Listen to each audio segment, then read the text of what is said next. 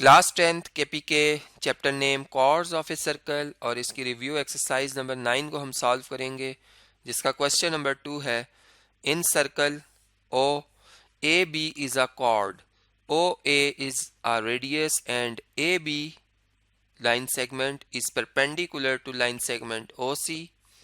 Leave radical in your answer in simplest form. If अब देखें इस सर्कल के हवाले से हमें बताया जा रहा है कि अगर एक सर्कल जिसका सेंटर O हो, A से B जो ये आपको लाइन सेगमेंट नज़र आ रही है अगर ये इसकी कॉर्ड हो, और OA अगर इस सर्कल का रेडियस है, प्लस ये बताया जा रहा है कि OC जो आपको ये लाइन सेगमेंट नज़र आ रही है ये परपेंडिकुलर टू कॉर्ड है AB, ठीक है। यानी यहाँ पर जो एंगल बन रहा है वो 90 का बन रहा है, ये मैं बना भी देता हूँ। इट्स मीन कि C जो है वो इस कॉर्ड का मिड पॉइंट है, C is a mid point, यहाँ से हमें पता चल रहा है। और आंसर जो आएगा उसमें आपने रेडिकल फॉर्म में लेके आना आंसर। अब देखें हमें बताया जा रहा है कि O से A जो डिस्टेंस है वो 13 मीटर है, 13 मीटर है, और O से C जो डिस्टेंस है वो 5 मीटर है, 5 मीटर है। हमने ए सी भी फाइंड करना और ए बी भी फाइंड करना है, तो बहुत इजी क्वेश्चन है। देखें ये एक राइट एंगल ट्राइंगल है जिसपे राइट एंगल के सामने जो साइड है इसे हम कहते हैं हाइपोटेन्यूज साइड, तो ये हाइपोटेन्यूज है, इसे हम परपेंडिकुलर कह देते हैं। और जो ए सी है ये बेस है जो कि अननोन है, इसे हमने कैलकुलेट करना है। तो देखें अब इसके लिए हम पाइथागोरस थ्योरम लगाएंगे, जिसकी स्टेटमेंट के लिहाज से हम लिखते हैं कि राइट एंगल ट्राइंगल में जो हाइपोटेन्यूज साइड का स्क्वायर है वो बराबर होता है जो रिमेनिंग टू साइड्स हैं, जैसे base square and plus perpendicular square के, ठीक है। तो अब इस रिजल्ट को हम यूज़ करेंगे यहाँ पे। इसके लिए अब इनकी वैल्यूज इसमें दर्ज कर लेते हैं। हाइपोटेन्यूज की वैल्यू है 13, यूनिट में भी नहीं लिख रहा हूँ, और बेस की वैल्यू अननोन है, ए सी है वो, इसको ए सी रहने देते हैं, एंड परपेंडिकुलर जो है वो 5 है, इसका स्क्वायर 13 का स्क्वायर होता है 169, 25 का स्क्वायर होता है 5 का स्क्वायर होता है 25, जो कि हम शिफ्ट करेंगे लेफ्ट साइड पे तो ये पॉजिटिव से नेगेटिव आ जाएगी। और अगर 169 में से 25 को माइनस करें तो 144 आता है, ये इक्वल है ए सी स्क्वायर के। अब दोनों तरफ हम स्क्वायर रूट ले लेते हैं, तो ए सी जो है बराबर आ जाएगा स्क्वायर रूट ऑफ 144 के, और देयरफॉर या दिस इम्प्लाइज हम यहाँ पर यूँ कह सकते हैं कि जो ए सी डिस्टेंस है, बल्कि यहाँ पे लिखते हैं इस तरीके से जगह बच जाएगी कि देयरफॉर जो ए सी डिस्टेंस है वो किसके बराबर आ जाएगा, वो 12 मीटर्स के इक्वल आ जाएगी, क्योंकि यूनिट गिवन है हमें इस क्वेश्चन में। अब हम अगर ए सी हमें पता है तो हमें पता है कि ए बी जो है वो ए सी से 2 टाइम्स लार्ज है, तो ए बी जो डिस्टेंस है, कॉर्ड ए बी की जो लेंथ है वो 2 टाइम्स ऑफ ए सी के बराबर है, और ए सी की लेंथ हमने भी कैलकुलेट की है वो 12 है। तो यहाँ से हम कह सकते हैं कि ये 24 मीटर जो है वो ए बी जो कॉर्ड है उसकी लेंथ आ जाएगी। तो इस तरीके से ये प्रॉब्लम जो है वो हमने अंडरस्टैंड कर लिया, इसको हमने सिंप्लीफाई किया, और बाकी जो ये पार्ट है इसको मैं चले यहाँ से इसको रिमूव कर देता हूँ, ये जो देयरफॉर का सिंबल मैंने लगाया था। अब नेक्स्ट जो पार्ट आ रहा है क्वेश्चन नंबर 2 का, वो आपसे डिस्कस करता हूँ जी। क्वेश्चन नंबर 2 का पार्ट 2 है कि if A B is 16 centimetre long and 6 centimetre from O, यानी ये जो कॉर्ड है ए बी इसकी लेंथ अगर 16 सेंटीमीटर हो और इसका जो डिस्टेंस है सेंटर से वो अगर 6 सेंटीमीटर हो, यहाँ तक ये उन्होंने बात की है। Find the radius and diameter of the circle. अब ये रेडियस है ओ से ए डिस्टेंस, इसको हम आर कह देते हैं, और अगर रेडियस का डबल कर दिया जाए तो डायमीटर आ जाता है। तो देखें इस केस में अब ए बी जो कॉर्ड है उसकी लेंथ 16 है, तो सी चूंकि मिड पॉइंट होगा ए बी का, क्योंकि हमने जब ओ को ए बी से कनेक्ट किया है तो ये परपेंडिकुलर डिस्टेंस लिया जाता है हमेशा किसी भी पॉइंट का लाइन सेगमेंट से या लाइन से। तो इसका मतलब कि जो ए से सी डिस्टेंस है वो कितना है, वो 8 सेंटीमीटर है। तो अब देखें ये एक ट्राइंगल जो हमारे पास है इस टाइम नज़र आ रही है हमें, इस पे हम पाइथागोरस थ्योरम लगाएंगे। कौन सी ट्राइंगल पे लगा रहे हैं जी, ट्राइंगल ए सी ओ पे, ठीक है, जिसपे सी पे 90 का एंगल बन रहा है।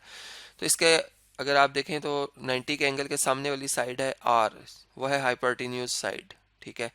तो इसका मतलब कि जब हम इस पे पाइथागोरस थ्योरम लगाएंगे जिसके मुताबिक हम लिखेंगे हाइपोटेन्यूज स्क्वायर बराबर है perpendicular square plus base square के, तो इसमें हाइपोटेन्यूज जो होगा वो अननोन होगा हमारा, ठीक है। उसको हम आर लिखेंगे, आर स्क्वायर, परपेंडिकुलर जो है वो 6 है और बेस जो है वो 8 है। अब इनके स्क्वायर्स को सिंप्लीफाई करते हैं, 6 का स्क्वायर 36 और 8 का स्क्वायर 64, इन दोनों को आप ऐड कर लें तो देखें 6 और 4 10 और 30 और 60 90 और 10 कितने होते हैं 100, तो ये 100 आंसर आ गया। और इसका स्क्वायर रूट लेंगे, चूंकि रेडियस से एक डिस्टेंस है इसलिए नेगेटिव नहीं होगा, हम सिर्फ प्लस का साइन लगाएंगे स्क्वायर रूट के बाहर, तो ये आ जाएगा 10 सेंटीमीटर। तो रेडियस आ गया इस सर्कल का 10 सेंटीमीटर। अब अगर रेडियस मालूम हो गया है तो हम ये कह सकते हैं कि जो डायामीटर है वो इक्वल है डबल या 2 टाइम्स ऑफ द रेडियस के, 2r के इक्वल है, और 2 मल्टीप्लाई बाय r कितना आया है 10, तो ये बन जाएगा डायमीटर, जिसको मैं d स्मॉल d के लिए चलें कह देता हूँ, तो ये बन जाएगा 20 सेंटीमीटर। तो इस तरीके से हमने ये प्रॉब्लम जो है वो अंडरस्टैंड की। अब जो इसी क्वेश्चन नंबर 2 का थर्ड पार्ट है वो मैं आपसे अब डिस्कस करता हूँ। जी, क्वेश्चन नंबर 2 का थर्ड पार्ट है जिसमें लिखा हुआ है कि if the diameter of a circle O is 34 centimetre, how far from the centre is a chord 30 centimetre long. यानी अगर एक सर्कल है जिसका डायमीटर जो है वो 34 सेंटीमीटर हो, तो रेडियस हमेशा डायमीटर से आधा होता है। इसका मतलब कि रेडियस इसका हाफ होगा, 34 का हाफ कर लें 17 सेंटीमीटर हो जाएगा। यानी ओ से लेकर ए तक का जो डिस्टेंस है, ये रेडियस है, ये कितना है 17 centimetre. How far from the centre is a chord 30 centimetre long.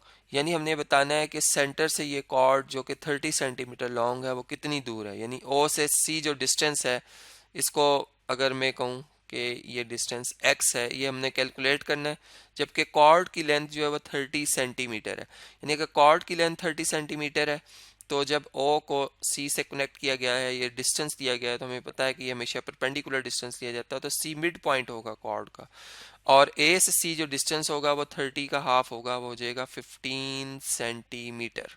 ठीक है, अब देखिए क्वेश्चन बड़ा सिंपल सा बन गया है। ये ट्राइंगल जो हमें नज़र आ रही है, यहाँ पे चले सोल्यूशन भी लिख लेते हैं। ट्राइंगल जो हमें नज़र आ रही है वो है ट्राइंगल ओ सी ए, इस पे हम पाइथागोरस थ्योरम लगाएंगे जो कि है hypotenuse side square is equal to base square plus perpendicular square, या perpendicular square plus base square.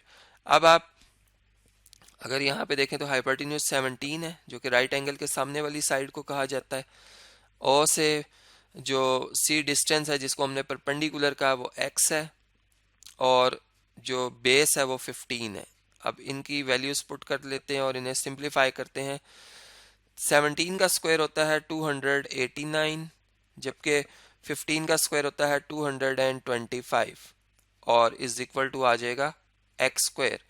अब अगर आप इन दोनों का डिफरेंस लेते हैं, यानी 9 में से 5 माइनस करें 4, 8 में से 2 माइनस करें 6, और 2 में से 2 माइनस करें तो 0 आता है, यह आता है 64। और जब आप स्क्वायर रूट लेते हैं दोनों तरफ तो x इज इक्वल टू आ जाएगा अंडर रूट 64, प्लस माइनस नहीं लगाएंगे क्योंकि डिस्टेंस हमेशा पॉजिटिव होता है, इससे नेगेटिव साइन को नहीं लिखा जाएगा। तो 64 का अंडर रूट लें तो 8 आता है, 8 सेंटीमीटर। तो ये जो डिस्टेंस बनेगा इस कॉर्ड का फ्रॉम द सेंटर वो कितना बनेगा 8 सेंटीमीटर बनेगा। तो इसी के से ये प्रॉब्लम भी हमने अंडरस्टैंड की।